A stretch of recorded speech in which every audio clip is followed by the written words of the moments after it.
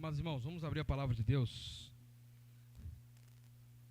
Carta do apóstolo Paulo aos Gálatas.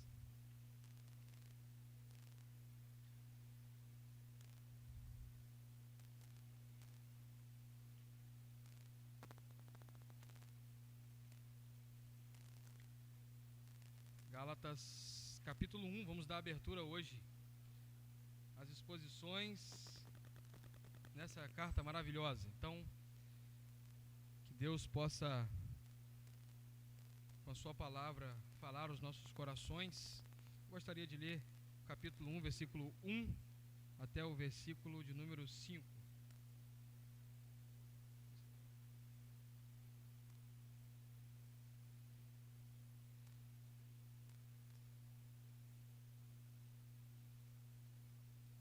Gálatas, capítulo 1, versículo 1 ao 5. Quem achou, diga amém. Quem não achou, está aqui na tela, né? Diz assim a palavra de Deus: Paulo, apóstolo, não da parte de homens, nem por intermédio de homem algum, mas por Jesus Cristo e por Deus Pai, que o ressuscitou dentre os mortos, e todos os irmãos, meus companheiros, as igrejas da Galácia, graça a vós, outros e pais, da parte de Deus, nosso Pai e do nosso Senhor Jesus Cristo, o qual entregou a si mesmo pelos nossos pecados, para nos desagarrar deste mundo perverso, segundo a vontade do nosso Deus e Pai, a quem seja a glória pelos séculos dos séculos. Amém. Amém? Vamos assentar, vamos orar mais uma vez.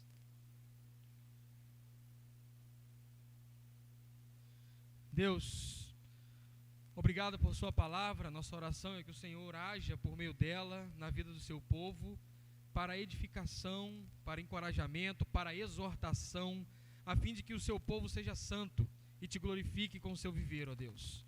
Nós lhe suplicamos, ó Pai, que nessa noite o Senhor venha, pelo seu cuidado e seu zelo, se manifestar em nosso meio com sua palavra, ó Deus. Apesar de mim, o Senhor possa me usar para a sua glória. Eu bem sei que não há em mim palavras de vida, mas eu sei que em ti tem palavra de vida eterna, Senhor. Por isso eu lhe suplico, venha agir em nosso meio, com a sua palavra, que é viva, que é eficaz, que é suficiente, que é maravilhosa, que penetra a nossa alma e acha lugar para nos transformar e nos moldar à imagem de Cristo Jesus. Que seja uma caminhada, Deus, de muito conhecimento, uma caminhada, Senhor, onde nós vamos desfrutar do Senhor, nos instruindo hoje, como igreja, a viver no santo, puro e simples Evangelho. Em nome de Jesus que nós oramos, amém e amém. Amém, amados irmãos. Eu, com muita alegria, estive me dedicando a estudar essa carta aos Gálatas. E eu não quero exaurir os irmãos em cada encontro que nós venhamos ter aqui. Mas o meu objetivo é, de modo claro, direto, trazer aos irmãos a exposição das perícopes que a gente for destacando. Por isso eu não quero ler grandes partes, mas ler pequenas partes para a gente se inteirar com o escritor, com o leitor original, os destinatários da carta, nos familiarizarmos com aquela realidade e então, ao entendermos tudo isso, aplicarmos em nosso viver as verdades que o Senhor tem para nós aqui na palavra. O tema de Gálatas, irmãos, é o outro evangelho. O outro evangelho. E eu vou caminhar com os irmãos com o seguinte título de exposição: um chamado ao retorno ao santo evangelho puro e simples. O chamado de Deus para o retorno ao santo evangelho puro e simples. Eu quero que os irmãos estejam bem atentos a essa verdade, porque o apóstolo Paulo, ele tem o objetivo de escrever essa carta nos aproximadamente 50 depois de Cristo, com um único propósito: chamar de volta os Gálatas ao Santo Evangelho. Você imagina, 50 anos depois de Cristo, o Evangelho está fresquinho, os apóstolos estão começando a pregar o Evangelho e já tem uma igreja que se desviou do Evangelho. Imagine nós hoje, 2000 anos depois de Cristo, com tantos desvios, com tantos arretalhos que foram sido ao decorrer do tempo costurado junto ao Evangelho, com tantas questões que foram se chegando, a igreja foi se adequando, se acostumando. Imagine nós, se não é um megafone de Deus dizendo: volte ao Santo Evangelho. É uma resposta que o apóstolo Paulo traz ao ataque ao Evangelho puro e simples. Essa carta, ela é uma defesa do apostolado do apóstolo Paulo, uma defesa do seu ministério e uma defesa do Evangelho. O apóstolo Paulo está escrevendo essa carta e ele tem por objetivo ir direto a alguns assuntos que são importantíssimos naquela igreja ou naquelas igrejas ali da Galácia. E a Galácia, ou a Gálatas, quando Paulo escreve as igrejas que estão na Galácia, versículo de número 2 vai dizer isso, as igrejas que estão da Galácia, as igrejas da Galácia, ele está escrevendo uma área da Ásia Menor, que era um distrito do Império Romano, hoje Turquia. A propósito, nós devemos estar orando por aquela turma, orando por aqueles irmãos que estão passando grande desafio ali, perdas terríveis, uma luta assim implacável, uma catástrofe, um terremoto avassalador que foi triste, terrível. E aí, lá há quase 2000 anos atrás, está ali algumas igrejas plantadas e o apóstolo Paulo escrevendo. William Barclay, que é um comentarista bíblico muito conhecido, escreve o seguinte: a carta aos Gálatas é como uma espada flamejante bramida pela mão de um grande espadachim. Lutero tinha um apreço muito grande por essa carta. Como Lutero chamava, quando lia essa carta, quando Lutero estava lendo essa carta, ele dizia que ouvia som de raios e trovões.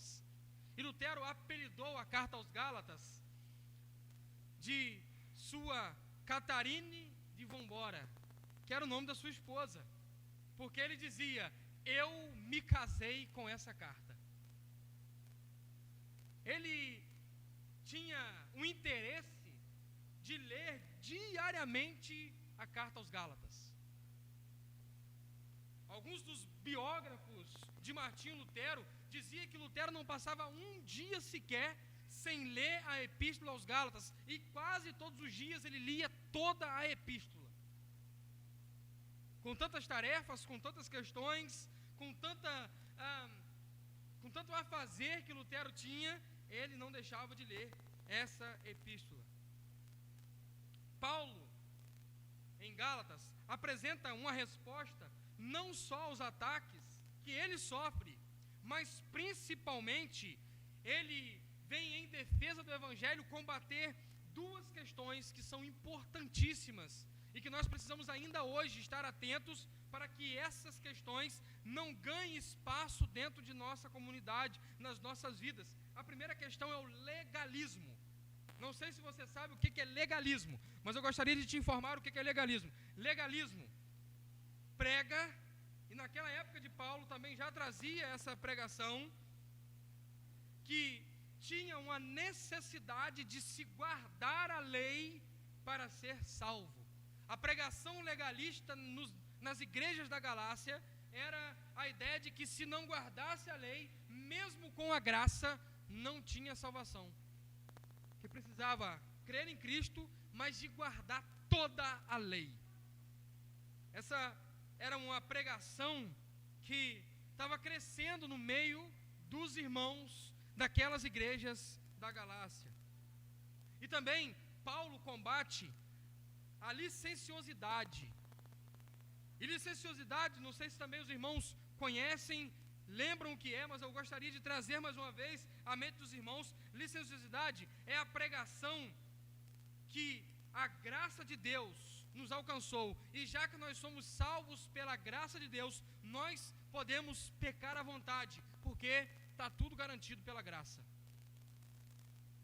Naquela época, a licenciosidade pregava a ideia de que a graça de Deus era tão grande que permitia ao pecador que tinha sido alcançado pela graça viver deliberadamente e propositalmente na prática do pecado. Afinal de contas, aqueles que pregavam isso naquele tempo diziam o seguinte: se a graça de Deus ela traz salvação, quanto mais você pecar, maior vai ser a graça de Deus para você. Trazia com isso libertinagem, trazia com isso a insubmissão, trazia com isso o desejo desenfreado de satisfação ao pecado, principalmente nas áreas sexuais. E nós estamos aqui nos meados dos anos 50, como já informei aos irmãos, durante o estado do apóstolo Paulo, lá em Éfeso. Atos capítulo 18, você pode abrir rapidamente. Eu estou te apresentando, irmãos, estou apresentando aos irmãos o pano de fundo, aquilo que envolve a nossa caminhada aqui em Gálatas.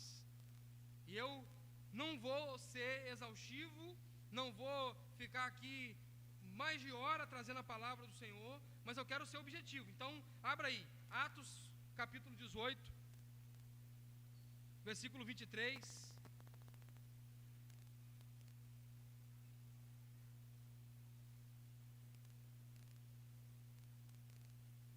Atos 18, versículo 23. Depois vamos ver também o 19:1. 18:23 de Atos diz assim: havendo passado ali algum tempo, saiu, atravessando sucessivamente a região da Galácia e da Frígia, confirmando todos os discípulos. E agora, 19, versículo 1 diz assim: aconteceu que, estando Apolo em Corinto, Paulo, tendo passado pelas regiões mais altas, chegou a Éfeso, e achando ali alguns discípulos. Nós observamos que é nesse pano de fundo a identificação de que Paulo está escrevendo essa epístola aos Gálatas. Nós temos a informação que a igreja da Galácia, ou a Galácia em si, recebeu o evangelho durante a segunda viagem missionária do apóstolo Paulo. Atos, mais uma vez, capítulo 16 agora. Pode ficar com a sua Bíblia em punho aí, com a sua espada em punho. Nós vamos desfolhear a Bíblia, tirar a poeira da Bíblia, né? Atos 16, versículo 6. E percorrendo a região frígio-galata, ou frígio-gálata, tendo sido impedidos pelo Espírito Santo de pregar a palavra na Ásia, eles então percorreram toda a região frígio-gálata, ou seja, toda aquela região recebeu a pregação do Evangelho. Agora, um detalhe que está escrito em Gálatas, capítulo 4, versículo 13. Paulo esteve doente quando passou por aquela região, e ele então aproveita aquela oportunidade, estando doente, já que não podia continuar viajando, para pregar o Evangelho. Gálatas 4, versículo 13, diz assim a palavra de Deus: vós sabeis que vos preguei o Evangelho a primeira vez por causa de uma enfermidade física. A enfermidade física, para nós, é um empecilho. Para o apóstolo Paulo é uma oportunidade. As nossas limitações, para nós, elas são um escape para nós termos uma desculpa para não fazer nada. Para Paulo, era uma oportunidade para ele pregar. Quando eu olhei para isso aqui, eu falei, quando eu estou doente, eu não tenho que dar um passo para trás, calmar um pouquinho. Não, o apóstolo Paulo não. Já que eu estou doente, já que eu estou aqui, o que eu vou fazer? Eu vou pregar a palavra, vou me dedicar ao reino. E a identificação bíblica, ou a informação bíblica, é que essa igreja foi fundada durante essa segunda viagem missionária, que está relatada em Atos, capítulo 18, versículo 23, que nós já lemos.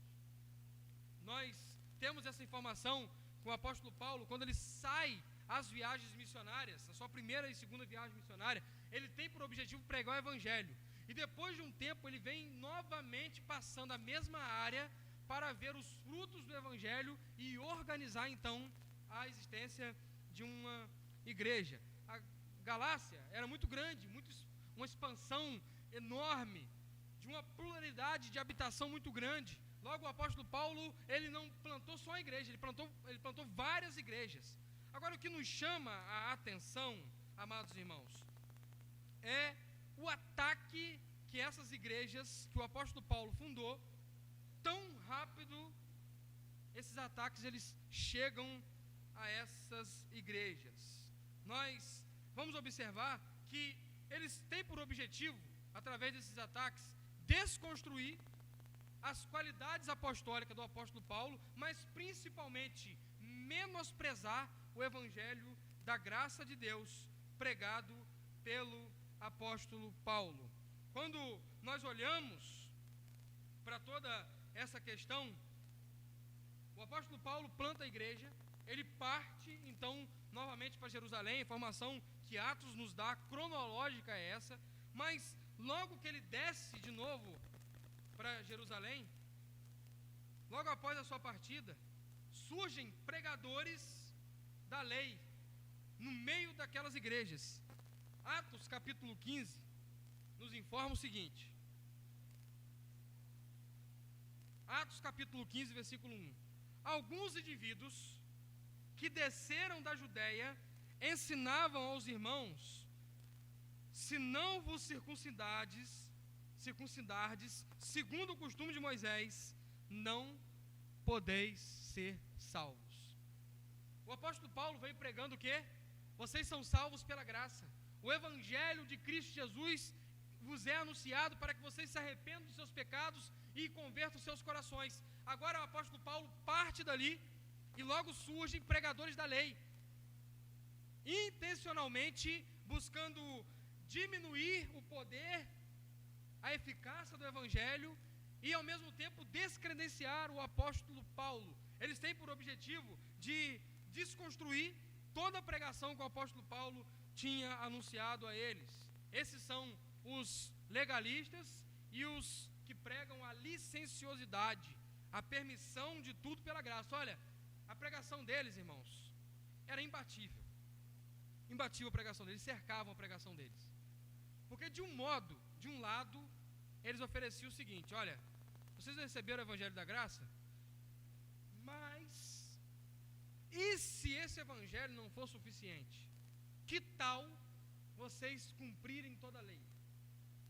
Aí alguns podiam dizer assim: ah, não, mas espera aí, é muito difícil, nós não vamos conseguir cumprir a lei não. Eles vinham e pregavam o outro lado. E eles diziam assim: já que vocês não querem cumprir toda a lei, e vocês entendem que a graça de Deus foi dada para perdão dos pecados, então vocês podem pecar à vontade. Eles amarravam os dois lados. E era um estreito que a igreja ficava.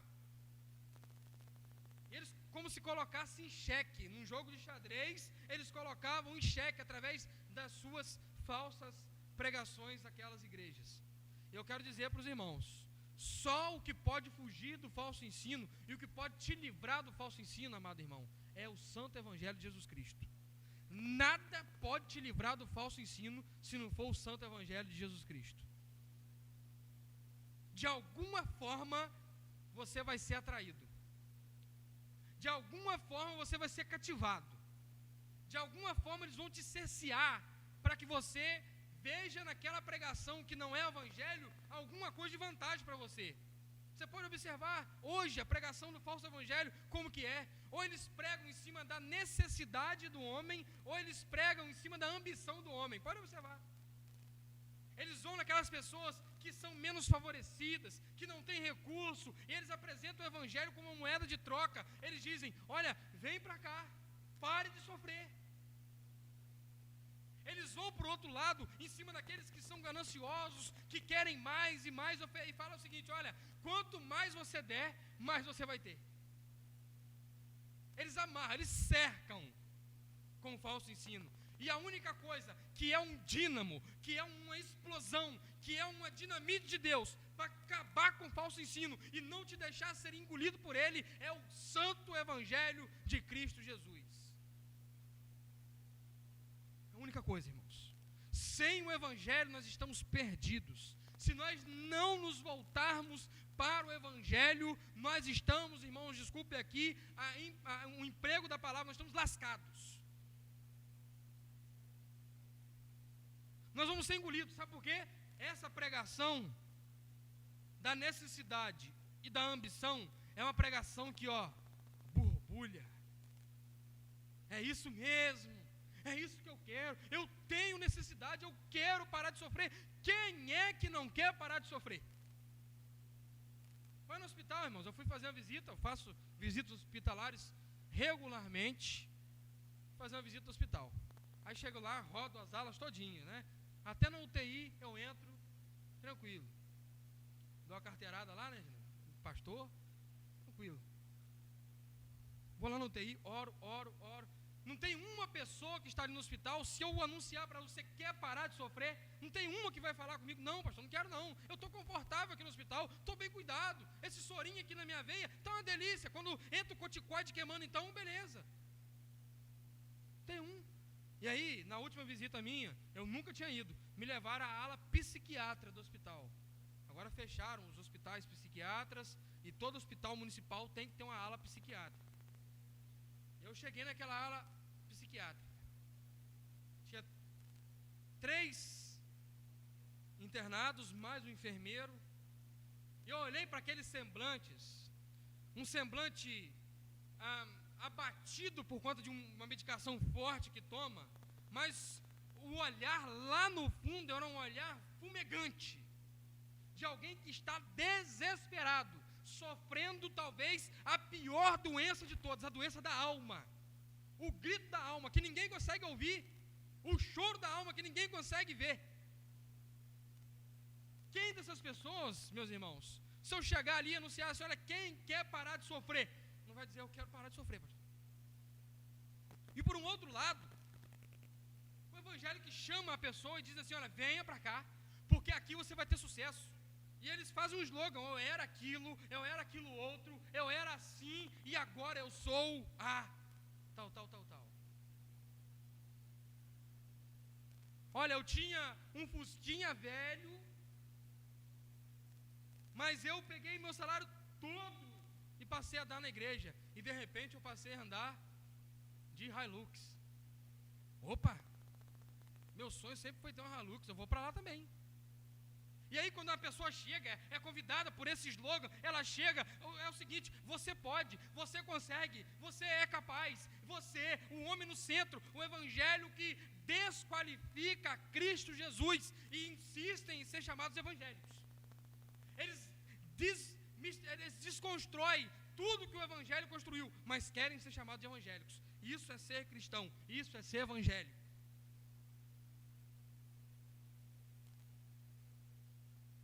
Só o santo evangelho de Cristo Jesus pode blindar o seu coração de não ser enganado por qualquer outra pregação.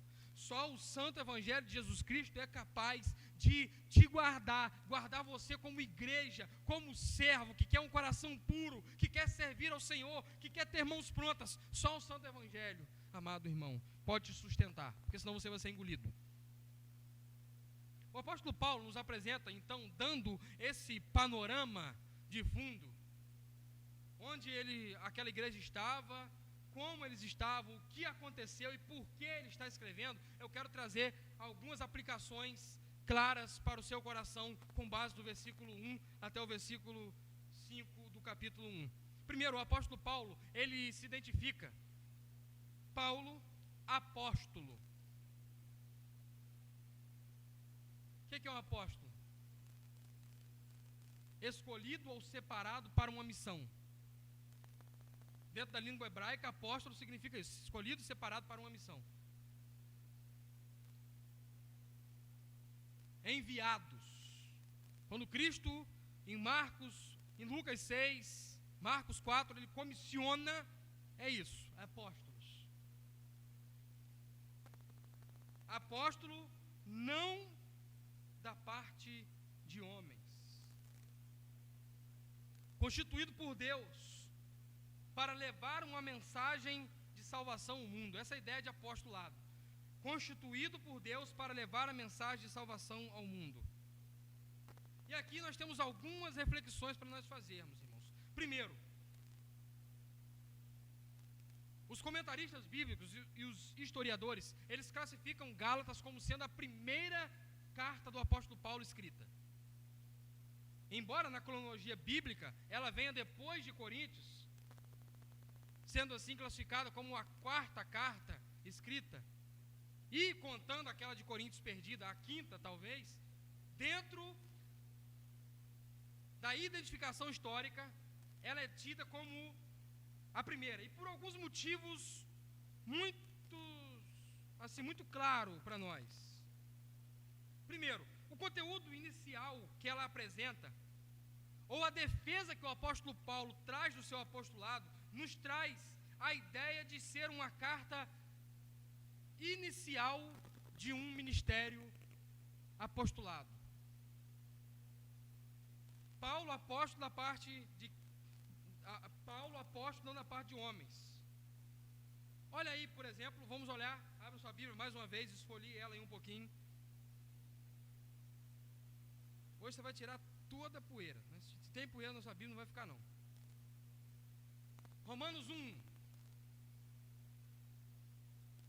Ou se a sua Bíblia é nova também, você vai descolar as páginas dela tudinho hoje. Às vezes a gente compra uma Bíblia nova, né? Só lê alguns textos, aquela caixinha de promessa, aqueles textos mais danados a gente deixa de lado.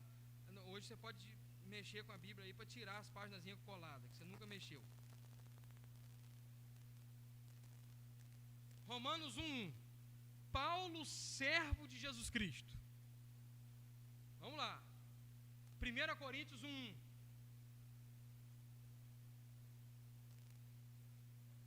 Anda aí os 16 capítulos de Romanos, você vai chegar. E a galera do Data Show está me botando na saia justa. Eles acham rapidinho ali, tipo assim, pastor, não entra não, sem instrução do provisional, né? Tá ali já, ó, você já está vendo na tela, está escrito o que ali? Paulo, chamado pela vontade de Deus. Agora, 2 Coríntios 1, vamos olhar, vamos andar.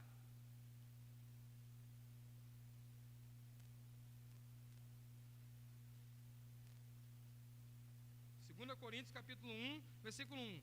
Paulo, apóstolo de Cristo Jesus, pela vontade de Deus. Olha bem, como ele está se identificando. Paulo, apóstolo pela vontade de Deus. Agora, quando chega em Gálatas, ele fala bem assim. Note bem. Paulo, apóstolo, não da parte de homens. Está diferente. E é a única vez que ele se identifica assim. Por quê? A pregação que aqueles falsos mestres estão trazendo para as igrejas da Galácia é a seguinte: olha, Paulo não estava lá com Jesus Cristo, não. Ele não é um dos 12. Eles estavam descredenciando o apóstolo Paulo, dizendo que ele tinha se intitulado apóstolo. Por isso ele enfatiza: Paulo, apóstolo, não da parte de homens. Alguns detalhes do texto só fica claro para a gente quando a gente conhece todo o pano de fundo, irmãos. E esse detalhe é um deles. Não por parte de homem, nem por intermédio de nenhum homem. Ele está dizendo assim: não foi ninguém que me deu uma vaguinha, não foi ninguém que ajeitou para mim, né? Hoje nós temos muito disso, irmãos. Mas o apóstolo Paulo está dizendo assim: não foi ninguém que cavou uma vaguinha para mim, que preparou uma vaguinha para mim, não, foi Deus que me escolheu, não foi por intermédio de homem algum. Constituído por Deus para levar a mensagem de salvação ao mundo. O apóstolo Paulo se identifica como um escolhido do Senhor. E nós podemos relembrar a história do apóstolo Paulo rapidamente, irmãos. Capítulo 8 de Atos, Paulo consistia na morte de Estevão. Capítulo 9 de Atos, Paulo tem cartas para ir a Damasco e prender crentes e fechar e incendiar igrejas. No caminho de Damasco, ele tem um encontro com o Senhor Jesus Cristo. Uma voz fala com ele, ele fica cego, não consegue enxergar, e ele pergunta: quem és tu? E a voz responde: eu sou o Cristo, a quem tu persegues. De modo que o apóstolo Paulo, depois disso, em Atos capítulo 11, versículo 25 e 26, é acolhido por Barnabé, treinado durante um ano, pregando junto com Barnabé. Mais à frente, no capítulo 12, versículo 25, o apóstolo Paulo agora está sendo designado por Deus para, numa reunião de oração, e depois daquela reunião de oração, o capítulo 13 nos fornece essa informação, ele é escolhido e comissionado para ser o apóstolo do Evangelho da Graça aos gentios. E de 13 para frente de Atos, irmãos, é só sobre o apóstolo Paulo, as suas viagens missionárias, as suas plantações de igreja, e como o Evangelho chegou a vários e vários lugares por intermédio desse homem que foi o maior evangelista de todos os tempos, o maior plantador de igreja de todos os tempos, o maior pastor de todos os tempos, o maior treinador de líderes de todos os tempos.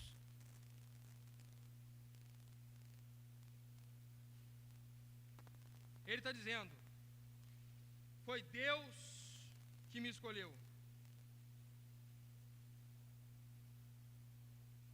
Dentre aqueles, eu gostaria de destacar sobre apostolado isso aqui, irmãos.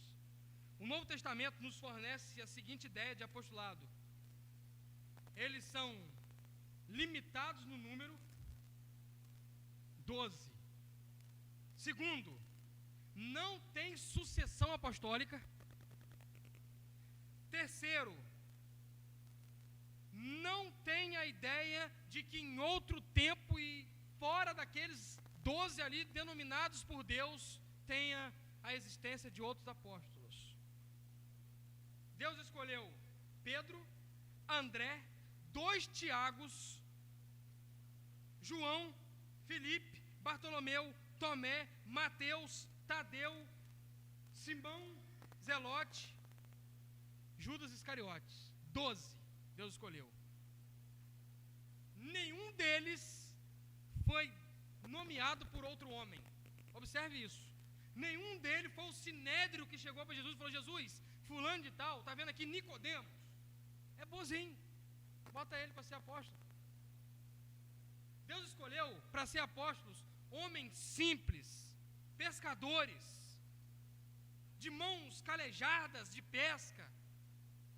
Escolheu um cobrador de imposto que era marginalizado naquele tempo. Deus é que escolheu os seus apóstolos, e nenhum deles se autodenominou ou foi indicado por algum outro homem, mas Deus em Cristo Jesus os elegeu. Por isso que a substituição de Matias, que acontece em Atos capítulo 1, versículo 21 ao 26, ela traz uma grande controvérsia, porque eles escolheram por meio de sorte, lançaram sorte. Mas eu fiquei observando, eu fui caminhar para conhecer um pouco dessa questão, e lá na escolha de Matias, Pedro disse o seguinte: não pode ser nenhum homem, ou para se candidatar à vaga, tem que ter andado com Cristo desde o começo do seu ministério, no batismo de João, até a sua ressurreição. Tem que ter caminhado junto com Jesus. E aí eles lançam sorte, como eles também não queriam que carregar um peso, fomos nós que escolhemos. Eles lançam sorte, uma prática judaica comum para fazer escolhas. Eu imagino os discípulos tirando um time de futsal, né? Eles lançavam sorte, e quem cair, caiu. Pode ser perna de pau, pode ser zagueirão duro, né? Jogava sorte para escolher. Mas jogaram sorte e caiu em Matias, dentre os outros concorrentes. Mas o que me chama a atenção, amados irmãos, é que no decorrer da história, na providência de Deus, Deus escolhe o apóstolo Paulo no caminho de Damasco, dando a ideia seguinte: olha, parece por algum momento que Matias teve uma função de substituição prática que os apóstolos queriam colocar para que junto eles conseguissem cuidar da igreja que estava crescendo em Jerusalém. Mas teve uma substituição de Deus, que foi o apóstolo Paulo. E ele mesmo, 1 Coríntios capítulo 15, versículos 5 ao 11, diz algo sobre a sua conversão, ou sobre o seu chamado ao apostolado, que mostra a sua humildade, mas também a sua confiança, a autoridade apostólica. 5 a 11, 1 Coríntios capítulo 15.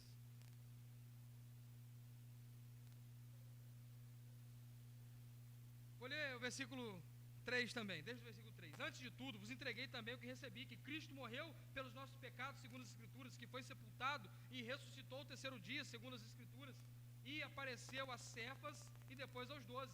Depois foi visto por mais de 500 irmãos de uma só vez, dos quais a maioria sobrevive até agora, porém alguns já dormem. Depois foi visto por Tiago, mais tarde por todos os apóstolos, e ao final, depois de todos, foi visto também por mim, como um dos nascidos fora do tempo, ou como um filho abortivo. Ele fala assim: olha, Jesus apareceu para mim da mesma forma que para os apóstolos, e me chamou ao evangelho, e me chamou a essa obra do apostolado. E quando ele escreve aos Gálatas dizendo apóstolo, não da parte de homens, ele está reivindicando que a sua autoridade não foi concedida por nenhum homem, senão por Deus Pai em Cristo Jesus. A defesa do seu apostolado, ela vem como um carro-chefe, dizendo: olha, eu não estou aqui dependendo de homens, eu não estou aqui para agradar homens, eu não sigo a homens, eu não prego homens, eu estou aqui por causa de Deus, eu estou aqui pela causa de Cristo, eu estou aqui no nome de Jesus Cristo. Ele faz questão de enfatizar isso, amados irmãos, como um abortivo, um filho, como abortivo, um eleito, salvo, alcançado, e como abortivo, um apóstolo. Nós vamos observar que Paulo também traz uma segunda ideia aqui, que é a defesa da causa de Cristo, a defesa do Evangelho, onde ele vai nos apresentar Cristo ressurreto. Ele diz: não por parte de homem algum, mas por causa de Jesus Cristo e por Deus Pai, que o ressuscitou dentre os mortos. E com isso, ele vai dizer: a minha autoridade não está sobre homens, mas está sobre Cristo Jesus ressurreto. Ele anuncia o Cristo que morreu e que ressuscitou, e ele destaca que é por causa desse Cristo ressurreto que ele tem autoridade apostólica, que ele pregou o santo evangelho na Galácia, e que ele plantou uma igreja ou igrejas na Galácia. O apóstolo Paulo nos apresenta também um terceiro ponto que eu gostaria de observar com os irmãos, quando ele diz no versículo 3: graça a vós outros e paz. Nós olhamos esse cumprimento, irmãos, como algo muito superficial e sem muito significado, mas John Stott destaca uma profundidade nessa citação ou nessa escrita do apóstolo Paulo, quando ele diz o seguinte: a graça é a fonte da salvação. E o apóstolo Paulo, quando diz graça a vós outros, ele está dizendo: aqui está, ou eu estou apresentando, ou vocês sabem que é daqui que vem a nossa salvação. O versículo 3 nos apresenta essa ideia, a fonte da salvação, que é a graça, mas também nos apresenta a natureza da salvação, que é a paz. Se a graça é a fonte da salvação, a paz é a natureza da salvação. Uma pessoa salva é uma pessoa que vive em paz, irmãos.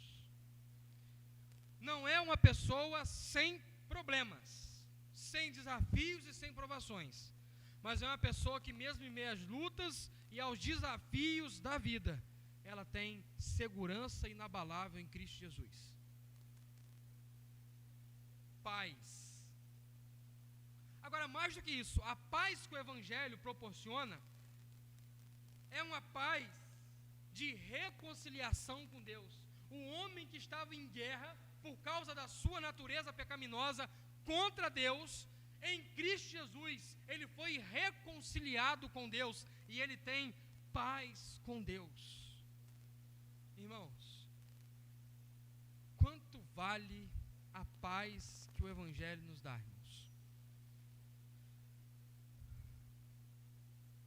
Quanto vale? Quanto vale essa paz que você tem no seu coração por causa do Evangelho? Quanto vale deitar sua cabeça no travesseiro e mesmo sem uma amnésia do seu passado, saber que tudo aquilo foi apagado pelo poder de Cristo e aquilo não tem mais nenhum efeito sobre a sua vida? Quanto vale isso? O que pode te proporcionar isso, amado irmão? Quem consegue ir numa farmácia e comprar uma pílula de paz? Pílula, daí, pode ser comprimido ou pode ser dose, não existe, amados irmãos. A verdadeira paz, o homem só encontra em Jesus Cristo, Salvador, ressurreto. Nós vamos observar, amados irmãos, que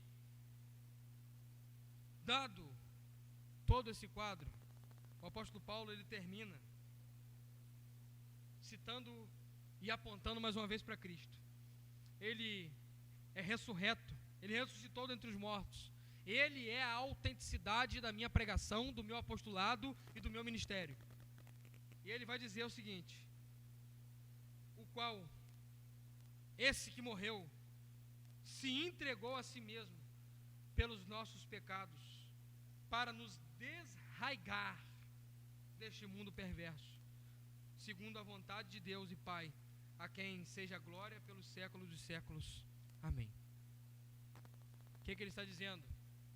Ele apresentou o motivo ou a autenticidade do seu evangelho. Agora ele está dizendo: olha, eu não tinha condição nenhuma, se fosse por parte de homens, porque eu estava preso no mundo, no pecado, e somente Cristo pode tirar o homem do pecado e transformá-lo e fazê-lo um servo, um apóstolo, como eu sou.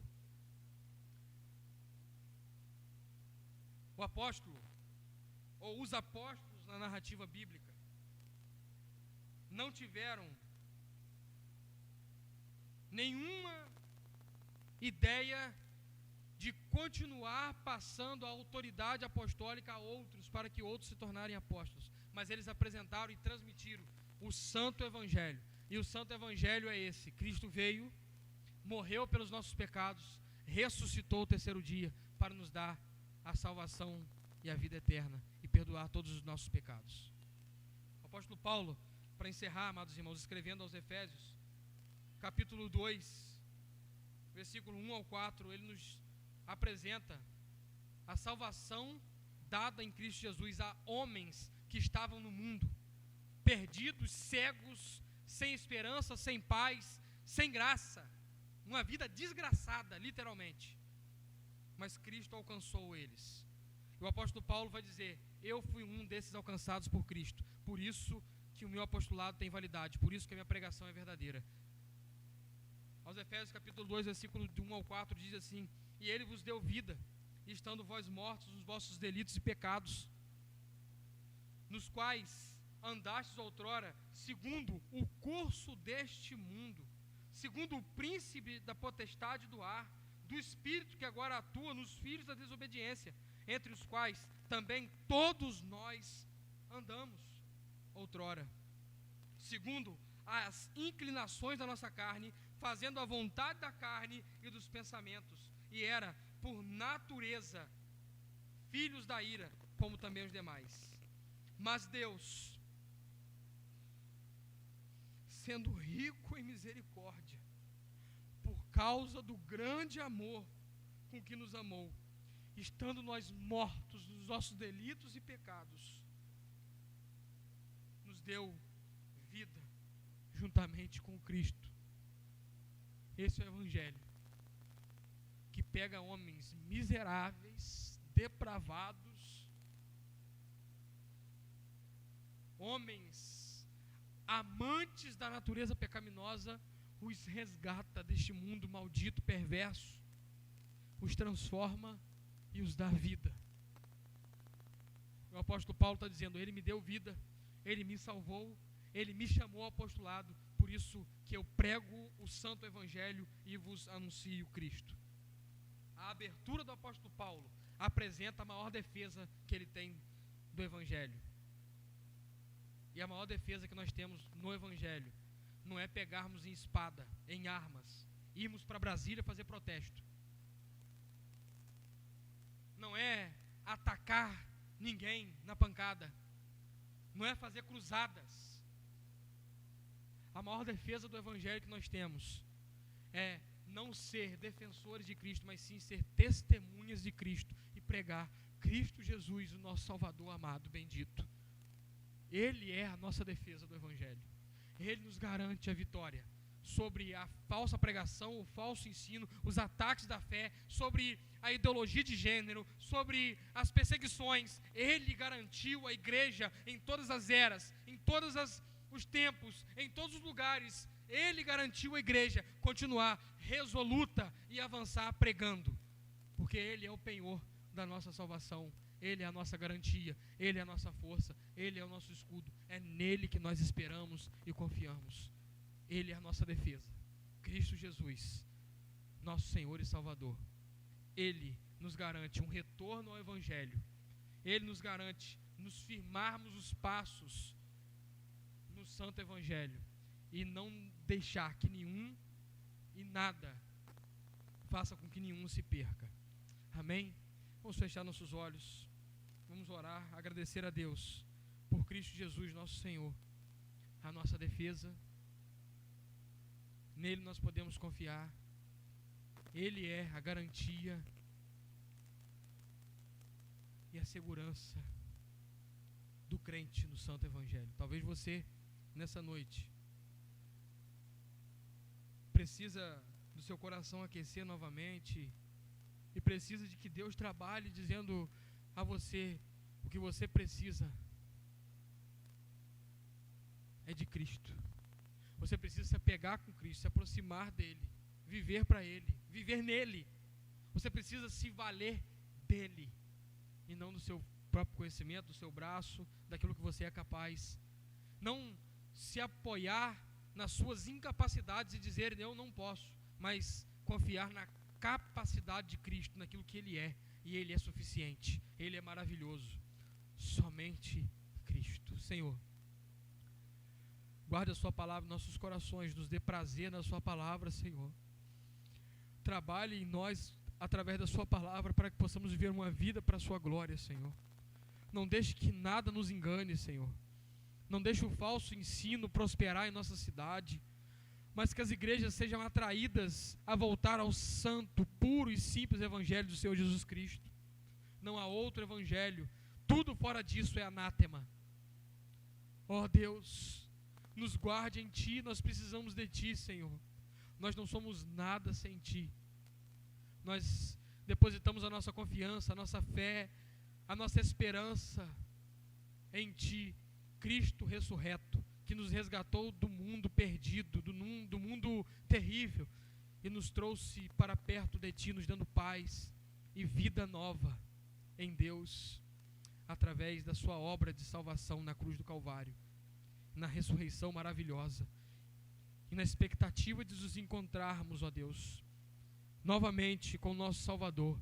Nós vivemos essa vida, mesmo em meio às dores, às lutas, mesmo com que seguir o santo evangelho é estar propício a sofrer e exigido a padecer.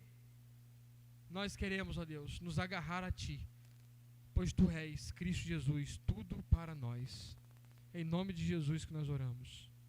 Amém e amém. Amém, amado irmão. No domingo que vem, daremos continuidade, seguindo do versículo 6 em diante, onde nós olharemos aquilo que o apóstolo Paulo está nos ensinando e nos atraindo para viver nesse santo evangelho. Deus abençoe sua vida. Que Que Deus te dê uma semana maravilhosa, abençoada, e que você possa desfrutar da graça de Deus para um viver piedoso. Em nome de Jesus.